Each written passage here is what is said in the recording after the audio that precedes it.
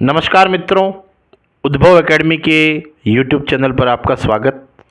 मित्रों, जिस तरह से 2024 में मोदी जी की राम यात्रा और राहुल जी की न्याय यात्रा और उद्भव एकेडमी की संघर्ष यात्रा आपके समक्ष जारी है। देखिए बच्चों, संघर्ष यात्रा के भाग 2 के दौरान आज हम लोग हमारे यहाँ के जो प्रतिभावान विद्यार्थी हैं रहे हुए हैं मिस्टर ईश्वर लाल, उनसे, और उन्होंने सबसे पहली बात ये भी बताना चाहिए, उनको मैं बधाई भी दूंगा, अभी आमंत्रित भी करूंगा, बधाई भी दूंगा कि उन्होंने तृतीय श्रेणी शिक्षक भर्ती परीक्षा में सफलता प्राप्त की है। तो आज हम लोग जानेंगे उनके बारे में, और उन्होंने जो सफलता प्राप्त की, उस सफलता के दौरान उन्होंने किस तरह के कष्ट देखे या उनके जो व्यक्तिगत जीवनी है उसके बारे में हम लोग थोड़ा सा चर्चा करेंगे। नमस्कार ईश्वर लाल जी। नमस्कार सर। तो ईश्वर लाल जी, आपके सामने पहला क्वेश्चन ये है। पहले तो मैं आपको बधाई दूंगा पूरी उद्भव एकेडमी टीम की ओर से कि आपने तृतीय श्रेणी शिक्षक भर्ती परीक्षा में अपना जो है चयन किया और मतलब आपको उसमें सफलता प्राप्त हुई। दूसरी चीज़, हमारा पहला क्वेश्चन ये है कि आपके परिवार में कौन कौन सदस्य हैं और किस किस सदस्य का सबसे बड़ा रोल रहा है इस आपकी इस सफलता में? सर, सबसे पहले तो उद्भव एकेडमी के सभी अध्यापकों, गुरुजनों को मतलब मेरा प्यार भरा नमस्कार और बहुत बहुत धन्यवाद, आभार कि आप मेरे से मिले। और मेरे तैयारी के दौरान मेरे सबसे प्रेरणा स्रोत मेरा परिवार रहा है। मेरे मम्मी पापा, भाई बहन, सबका योगदान रहा इसमें।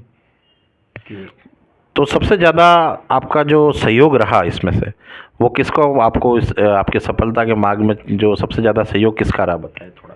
सबसे ज़्यादा सहयोग तो मेरे मम्मी पापा का रहा है सर। अच्छा। इन्होंने मतलब दिन रात मेहनत करके मतलब मेरे को काम नहीं करना पड़े और पढ़ाई पे फोकस रखे, यूँ करके मतलब बहुत सपोर्ट किया। बहुत सपोर्ट किया। आपके पिताजी क्या करते हैं, थोड़ा बताएं आप। मेरे पिताजी सर मतलब कोई जॉब वगैरह नहीं करते हैं, खेती करते हैं, मतलब काम करके नहीं हो, मतलब मेरे को इतना आगे भेजा है सर। तो आपको वो बहुत गर्व है इस बात पे? मेरे को बहुत गर्व है। जी सर।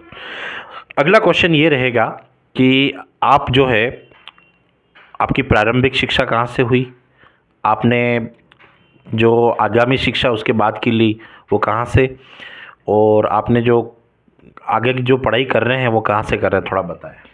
सर, मैंने प्रारंभिक शिक्षा तो हमारे वहाँ गाँव से ही की। फिर कक्षा 6 से 12 तक मैंने फलासिया ब्लॉक में पढ़ा हूँ मैं। फिर 12th में जब था तब मेरे गांव में एक प्राथमिक विद्यालय है, वहाँ एक सर आते हैं, तो उन्होंने मतलब मेरे को गाइड किया कि तू एसटीसी कर ले वगैरह, इसमें मतलब फ़ायदे हैं, मतलब सरकारी जॉब लग जाएगी। मेरे परिवार को देखते हुए आर्थिक स्थिति बहुत ज़्यादा कमज़ोर थी, इसलिए मतलब उन्होंने मतलब मेरे को रास्ता बताया कि मतलब तू मतलब कंपटीशन की तैयारी कर, फिर नौकरी लग जाएगी एसटीसी कर। फिर एसटीसी का एग्ज़ाम दिया मैंने, तो उसमें हुआ, तो सवाई माधोपुर से मैंने एसटीसी की। फिर सबसे पहले मैंने उदयपुर मेरे भैया के साथ रहा मैं।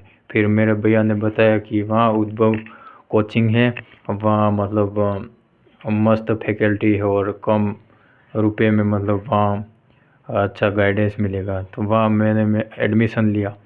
तो फिर वहीं से मतलब मेरी तैयारी का पूरा।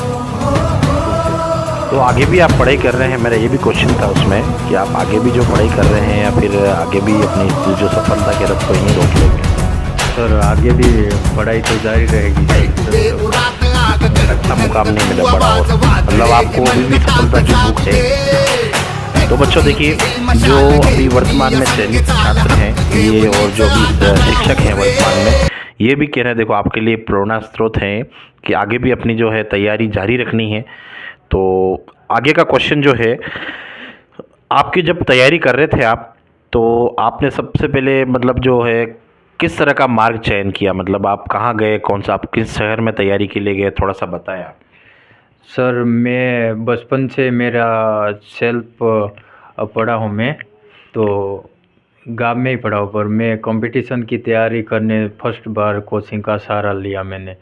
उसमें क्या एक सिलेबस नहीं है, मतलब थोड़ा विचल आता है, फिर कैसे तैयारी करनी वगैरह, मतलब सिलेबस कैसे मेंटेन करना। इसलिए मतलब मैं उदयपुर में सबसे पहले आए, तो सबसे पहले मैंने कोचिंग ज्वाइन की उद्भव एकेडमी। तो सर ने बताया कि मतलब ऐसे पढ़ना है। फिर 2021 वाली रेट भी दी थी मैंने। उस समय मैं BSTC कर रहा था, सेकंड ईयर थी मेरे। तो उसमें मतलब डेट ऑफ बर्थ से कट गया था, मैं रह गया था 1 नंबर से। इसलिए फिर वापस मैंने हिम्मत नहीं हारी, फिर दिन रात मेहनत की, और 2022 वाले रीट में अभी सिलेक्शन हुआ है उसमें। फिर तो मतलब कुल मिला के आपका कहना ये है कि कभी भी जो है उतार चढ़ाव आते हैं उनसे हिम्मत नहीं हारना कोई। नहीं हारने सर।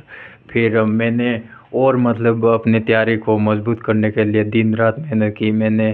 फिर 2022 वाले रीट में फिर सर ने पढ़ाए थे वो नोट्स पे ही ज़्यादा फोकस किया। गाइड वगैरह अपन जितनी चीज़ें नई नई पढ़ते हैं उससे अपन उलझ जाते हैं। एक ही चीज़ पे फोकस रखना पड़ता है अपने को, जो चीज़ें।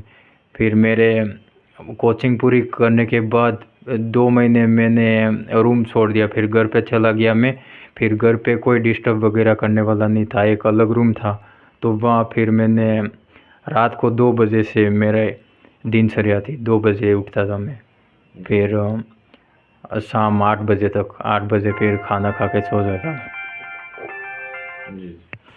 अच्छा, अगला क्वेश्चन मेरा ये रहेगा कि जैसे आपने कहा कि उदयपुर रह के आपने पढ़ाई की, तो आपकी दिनचर्या क्या रहती थी वहाँ पे?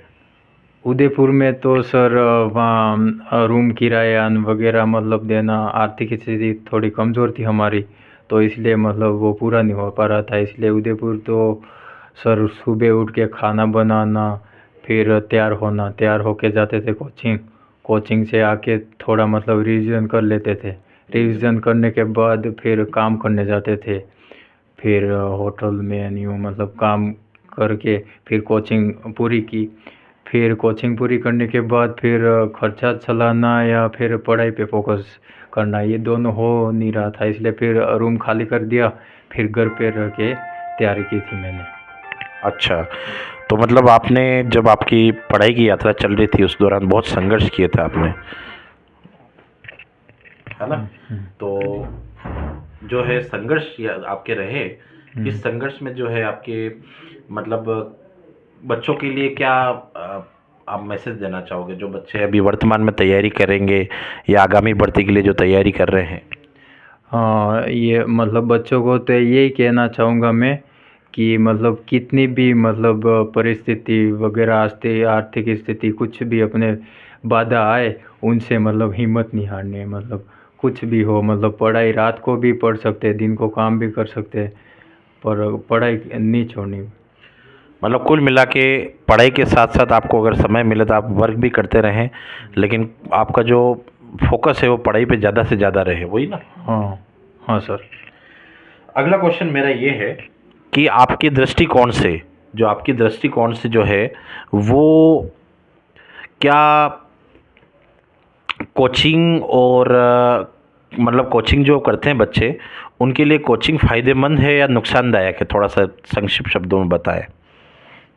सर कोचिंग तो हमारे लिए मतलब थोड़ा ज़रूरी है। मतलब अपन सेल्फ स्टडी के लिए अपन मतलब गाइड वगैरह लाए, उसमें मतलब अपन समझ नहीं सकते। मतलब 10 बार पढ़े तो भी मतलब कुछ समझ में नहीं आता है। मतलब अपन कोचिंग का सहारा ले तो मतलब उनका मतलब वो सरल हो जाता है मतलब कुल अपन। मिला के कोचिंग जो है एक तरह से आपको प्रॉपर गाइडेंस देती है, ताकि जो है आप लोग हर पाठ्यक्रम को प्रॉपर तरीके से समझ सके। अच्छा, इसके अलावा आपके माइंड में कोचिंग अगर कोई बच्चा ज्वाइन करता है तो कोई नुकसान भी है? कोचिंग तो मेरे हिसाब से एक बार तो ज्वाइन करनी चाहिए मेरे हिसाब से सर। मतलब एक बार गाइडेंस लेनी चाहिए। चलिए, अगला क्वेश्चन ये है कि आप जो है आगामी भर्ती में जो बच्चे बैठेंगे, आगे की जो भी पटवारी वगैरह रीट वगैरह जो भी आएगी, वो बच्चा पेपर जब हॉल में बैठता है एग्ज़ाम हॉल में, तो पेपर को किस तरह से मैनेज करें, थोड़ा सा मतलब किस तरह से क्वेश्चन सॉल्व करें, इसके बारे में कुछ शब्द कहना चाहेंगे आप? सर पेपर तो मतलब